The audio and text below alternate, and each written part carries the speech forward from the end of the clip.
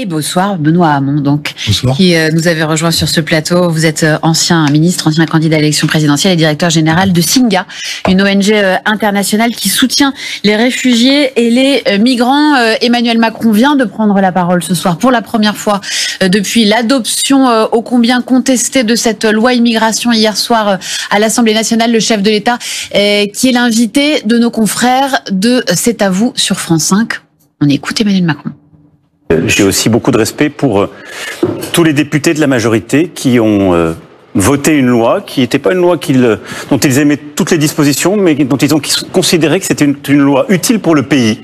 Et au fond, un bouclier qui nous manquait. On y reviendra. On y reviendra. Et donc, je pense que quand on gouverne, qu'on a des responsabilités éminentes, en effet, on a le droit de se poser des questions.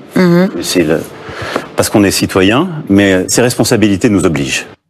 Le bouclier qui nous manquait, dit ce soir Emmanuel Macron, qui assume donc le vote de cette loi. Votre réaction, Benoît Hamon ?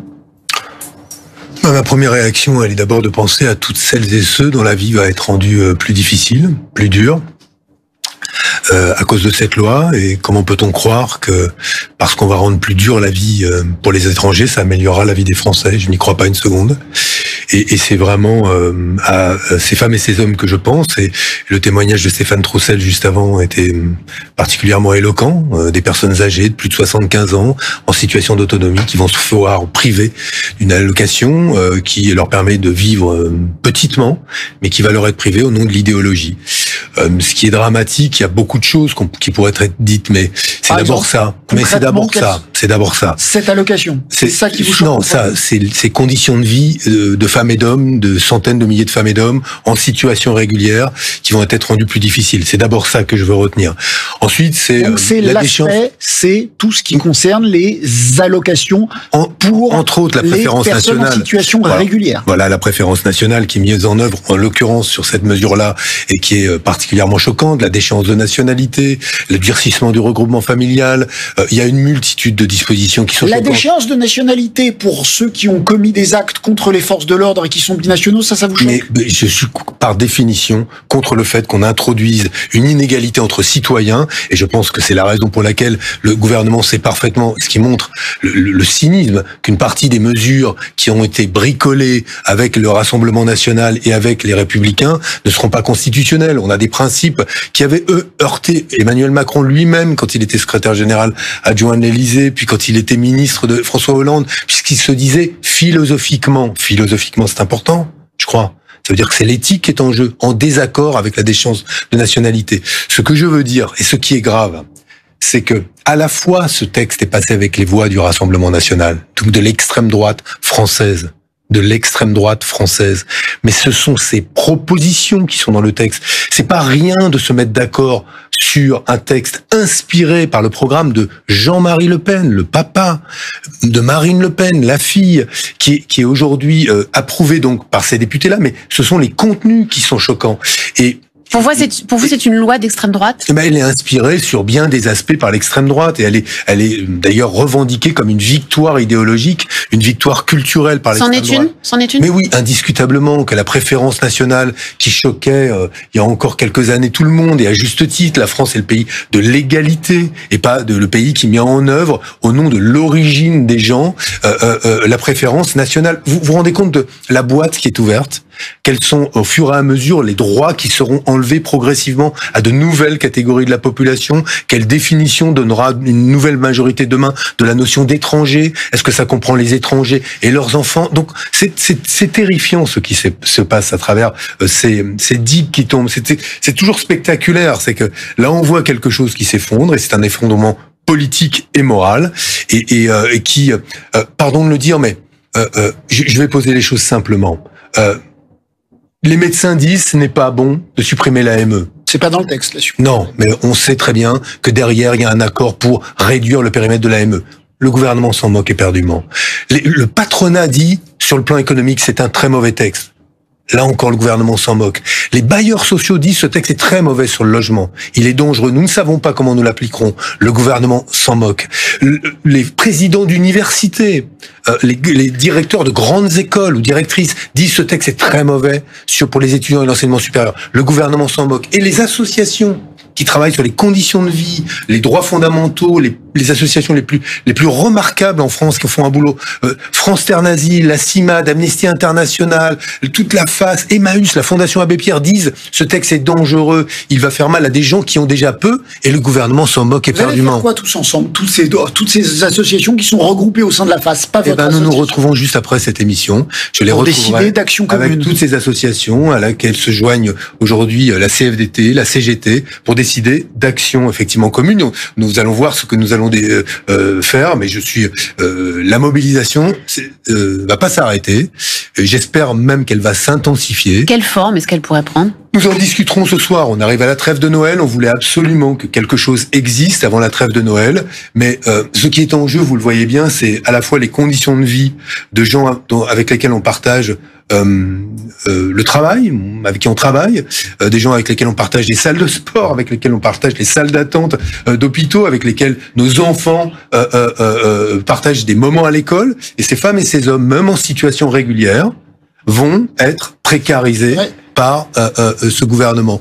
Et c'est ça qui, moi, honnêtement, me choque profondément et choque, je crois, des millions de Français, au-delà même des convictions politiques qui peuvent être les leurs parfois. On va réécouter Emmanuel Macron. Je voudrais vous poser une question personnelle sur lui. Vous le connaissez, Emmanuel Macron. Vous avez fait campagne pour François Hollande avec lui. Vous avez fréquenté le plus haut niveau du pouvoir avec lui. Selon vous, de sa part, c'est quoi ? Ce sont ses idées qui auraient changé ? C'est du calcul politique ? C'est de l'opportunisme ? En quelques mots, comment vous interprétez ce que vous jugez être un changement radical de sa part ? Je pense que d'abord, Emmanuel Macron est très conservateur sur ces sujets-là. Il le démontre sur à peu près toutes les grandes questions qui sont les questions où justement philosophiquement on doit se rattacher à une certaine histoire et notion de la liberté, une certaine histoire de l'égalité. Je le crois, lui, très éloigné de ce que sont les grands courants historiques de la gauche. C'est la première chose que je voudrais dire. La seconde, c'est que évidemment, ce qui se passe aujourd'hui, et à la lecture de ce qu'il a dit lui-même, marqué de l'empreinte du cynisme, à minima, en quoi le vote qui a été celui des démocrates pour lui, face à l'extrême droite, finalement l'oblige-t-il, puisqu'il vient de répéter le mot, ses responsabilités nous obligent, n'avait-il pas dit, ce vote, celui des démocrates, des gens de gauche, pour moi m'oblige.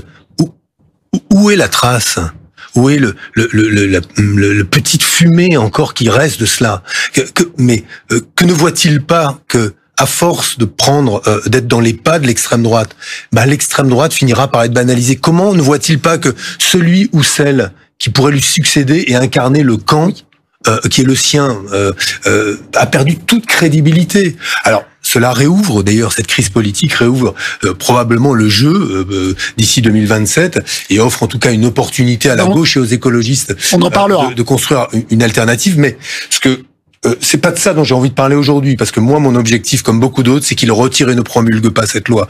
Et j'ai envie de lui dire, il y a quand même des moments où, quand on veut être digne de l'histoire du pays auquel on appartient, quand on voit ces moments de bascule historique et les fragilités qui sont celles de la République et du peuple français, ce désir de se faire mal les uns les autres, je pense que dans ces moments-là, il faut se placer à la hauteur justement de l'histoire de la nation. Alors pour l'instant, ses responsabilités à lui l'obligent. Pour l'instant, là, je ne le vois pas à la hauteur de ce moment. Pour l'instant, il la défend, cette loi, même s'il prend ses distances avec certaines dispositions, certaines mesures, et c'est notamment le cas, vous parliez de la réaction des professeurs d'université, c'est notamment le cas concernant les étudiants étrangers. On écoute Emmanuel Macron donc ce soir sur France 5. Des représentants du Sénat, de l'Assemblée se sont mis autour de la table pour bâtir un compromis. Et donc ce texte qui sort, il est le fruit de ce compromis. Est-ce que c'est le texte du gouvernement? Celui que vous souhaitiez, non? Évidemment que non. Donc il y a des choses qui je vais pas vous dire que je saute au plafond, que je les trouve formidables, ces choses. Il y a des choses qui, derrière... Par exemple? La caution demandée honnêtement aux étudiants étrangers, je pense que c'est pas une bonne idée. Je vous le dis en toute sincérité, parce que je pense qu'on a besoin de continuer à attirer des talents, des étudiants du monde entier. Je pense que c'est une force de la France, ça fait partie de notre modèle. Dire parce que vous êtes étranger, on vous demande une caution, c'est pas le message de la France. Si la loi est promulguée. Ah, je vous ai vu sursauter. Mais oui, mais parce que il y a 700 chercheurs aujourd'hui qui ont dit ce texte n'est pas fait en fonction des faits, des données que nous manipulons tous les jours, mais en fonction d'une perception de la réalité, de fantasmes, d'un imaginaire qui n'a rien à voir. Il est le même homme vient de parler de la recherche il y a quelques jours. Le même homme a fait un discours sur nous ne céderons pas un pouce de terrain pour l'anniversaire de la Déclaration des droits de l'homme et du citoyen. L'entendre dire lui-même qu'il n'est pas d'accord avec une partie de la loi qu'il propose. Vous vous dites quoi? Vous vous dites tant mieux ou c'est le cynisme le plus absolu? Mais je ne sais pas. Mais vous vous rendez compte que le président de la République qui a imposé à sa majorité de voter ce texte parce que il a convoqué maintenant dit finalement je ne suis pas d'accord comme pour avoir le beurre et l'argent du beurre. Mais pardon, mais on est à un niveau on avait cru ou certains avaient pu croire que le macronisme allait finalement nous proposer un nouveau temps politique béni où on pourrait finalement s'éloigner des bonnes vieilles pratiques qui sont celles de la tambouille en politique. Mais là c'est franchement je veux le dire, si on était, moi je représente aujourd'hui une ONG, je regardais les jeunes femmes, les jeunes hommes de bénévoles salariés du réseau que je dirige, ils étaient anéantis ce matin. Qu'ils soient d'ailleurs nouveaux arrivants ou citoyens français ou allemands, même parce qu'on travaille au niveau international, anéantis. Parce que le signal qu'envoie la France en Europe, au moment où on adopte en plus le pacte asile-immigration, au moment où on a Orban en Hongrie, Meloni en Italie, où tout se durcit, où les nationalismes prennent le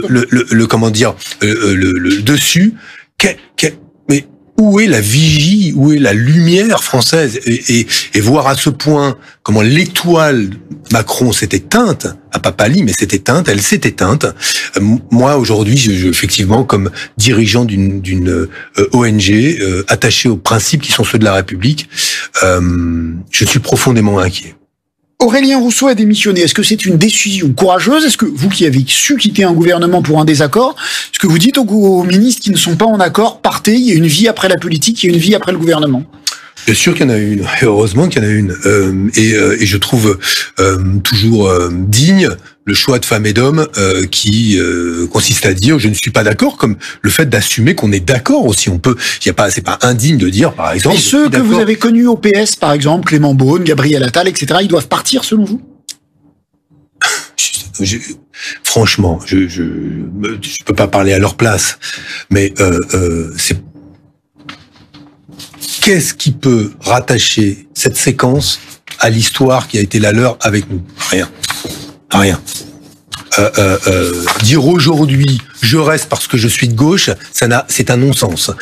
Donc rien ne les rattache à ce moment. Donc moi je suis pas à leur place, je suis pas là pour leur donner des conseils, mais quelques-uns d'entre eux qui défendent ce texte, faut être né avant la honte pour défendre ce texte quand on se dit de gauche. J'ai une dernière question. Les pays d'Europe basculent les uns après les autres dans le populisme, vous l'avez dit. Et un sondage montre aujourd'hui que 70% des Français, on va peut-être le voir, 70% des Français sont d'accord avec la promulgation de cette loi. Est-ce que la gauche doit faire comme si, cette question de l'immigration ne concernait pas les populations, alors que tout montre que les uns après les autres, les pays d'Europe basculent parce que les opinions considèrent que cette question de l'immigration n'est pas assez prise en compte par les gouvernements? Mais moi, je ne suis pas pour mépriser les peurs de celles et ceux qui pensent que leurs modes de vie sont mis en cause et qui attribuent aux migrations la responsabilité de mettre en cause leur mode de vie. La première chose que je voudrais leur dire, et ce sur quoi il faut être offensif, c'est rendre la vie plus difficile pour ces femmes et ces hommes venus de loin sur notre territoire. Va-t-elle vous rendre la vie meilleure à vous? Je suis sûr que non. La deuxième chose que je voudrais leur dire, c'est que quand on se plaint que nos modes de vie s'effondrent, c'est parce qu'on voit quoi? Qu'il n'y a plus de commerce de proximité, que la gare a fermé, que la maternité dans laquelle vos parents avaient pu donner naissance à vous-même et à vos frères et sœurs, cette maternité ferme aussi, qu'il n'y a plus de personnel soignant pour vous apporter des soins à domicile, pour vous soigner correctement. Bref, des repères qui étaient ceux du service public, d'un certain niveau de protection sociale, se sont évanouis. C'est comme si une partie de notre pays avait fui, comme si nous étions des migrants immobiles sur un territoire, mais notre pays nous avait fui. Et ben moi, je vous dis, à ces femmes et ces hommes, quelle est la responsabilité des Afghans dans les fermetures de classes, des Syriens dans les fermetures de maternité, des Kurdes dans la fermeture des boulangeries? La réalité, c'est que la migration peut être une solution. Et la gauche, aujourd'hui, et tous ceux qui le veulent, les humanistes, doivent pouvoir revendiquer que la France a vocation à être interculturelle. Merci beaucoup, Benoît Hamon, d'avoir été l'invité du 19-20 de France Info ce soir.